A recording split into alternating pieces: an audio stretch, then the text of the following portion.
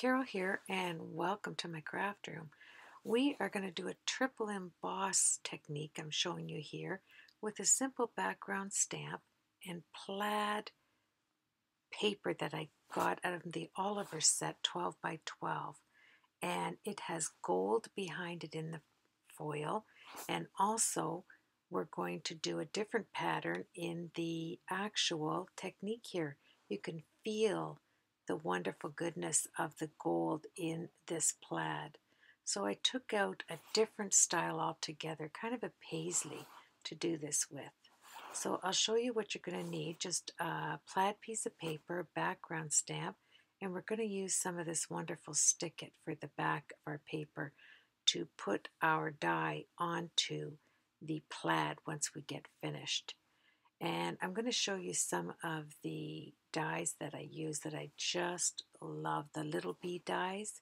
And I cut out just a few out of the Stampin' Up! Glitter paper embellishments. Some of the, I think it's Love I'm going to use. Now, here is a wonderful set. These are absolutely gorgeous, the little bees. Not only do you have this metal, and it's nice and heavy, you have the magnet, you have a lot of room to put other dies if you like. It explains what is on the magnet sheet, and it has two metal magnets to close it. You can't beat the price.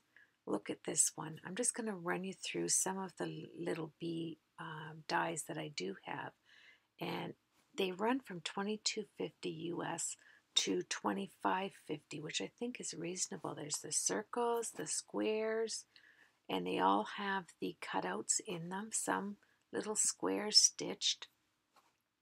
Here's the monogrammed one, and the letters are a real big size. They're really awesome.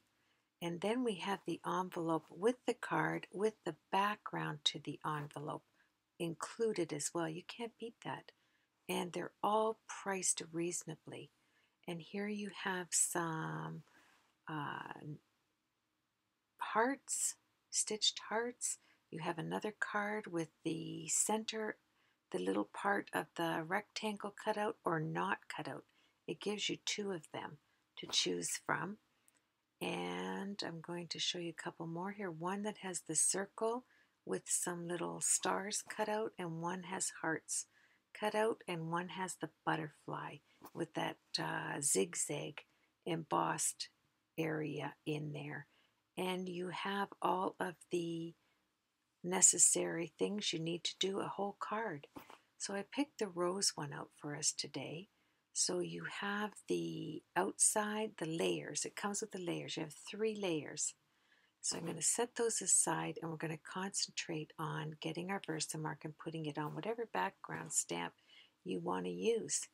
And here I think this one is a just one from Michael's. So I've got it all Versamarked. I'm setting my piece of 140-pound white cardstock on top. I'm going to grab another piece just so that I can get that all rubbed into my cardstock. And this is a wonderful technique. There's just so many possibilities. And like I said, I signed up for the online class, and this is one of the wonderful techniques. I never thought to use plaid. Now, this is clear embossing powder that I'm putting on right over top of the glitter, which is truly amazing. And I'm just going to place it on there and empty it out into my container. Then you're going to grab whatever heat tool it is you use, and you're going to heat it up. And look at that. I never cease to be amazed at the way it heat embosses, and it just brings that pattern to life on another pattern. It's almost like a pattern to pattern. It's truly wonderful. So I took the Marvy tool because I find out of the 3 of my heat tools, this one heats up the quickest, almost immediate. And this one you just get at Michael's. So I'm just going to continue there, and I'm going to show you how you're going to take a black, you can take any color, but I chose to use black ink. It's a dye ink, the Memory Box the Memory Lux, and I'm gonna get a hold of it here. And you're just going to take whatever ink you want. I chose black because I thought it would really stand out on this plaid.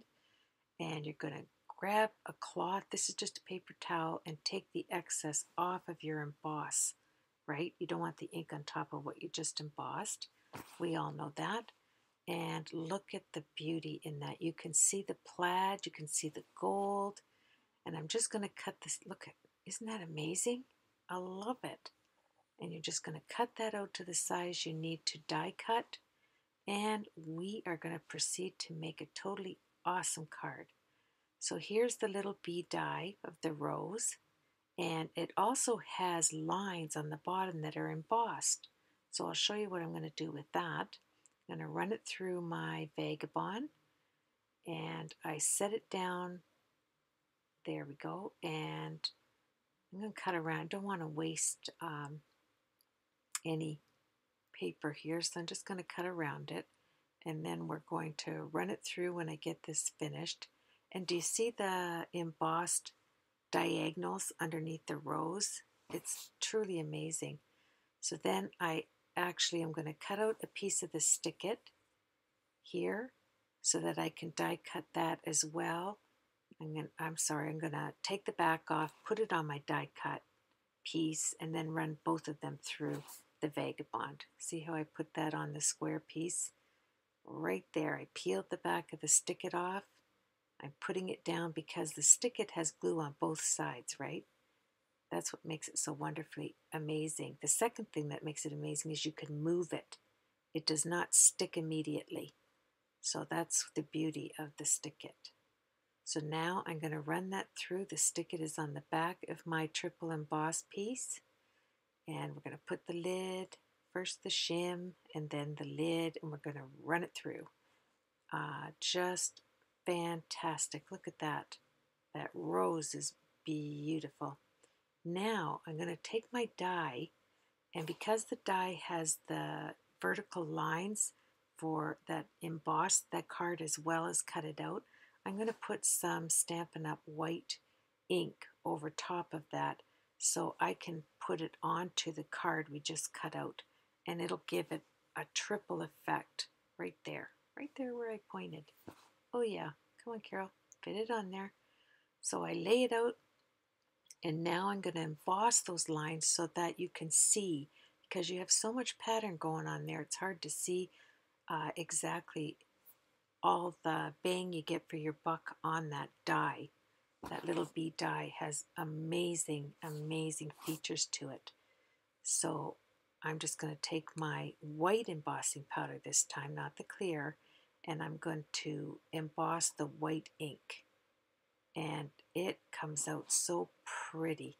And that whole die with the two other pieces so that you have all of your layers combined is so reasonably priced.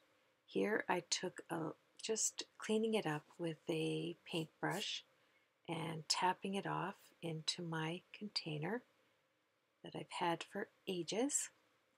And now we're going to heat set that. And I already did one. I have one that I did earlier so that I have a piece for the back.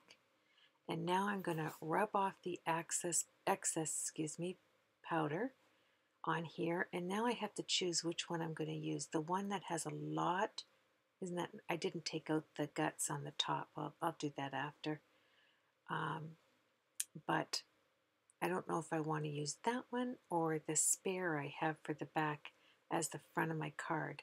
Now, the beauty is I'm using acetate. Yes, I'm going to make it. Oh yeah, wipe it off right there with my shirt. Oh, okay. Yep. And, yep, do it again. Nice soft cotton. So I'm going to fold my, this is an A2 size card, and I am folding it, holding it down there, and I'm going to take my wonderful bone folder, and I am going to fold that. There it is. Come on, Carol, get it. Yes. So you're going to take your bone folder, and this is a thick acetate as well, and it just works beautiful.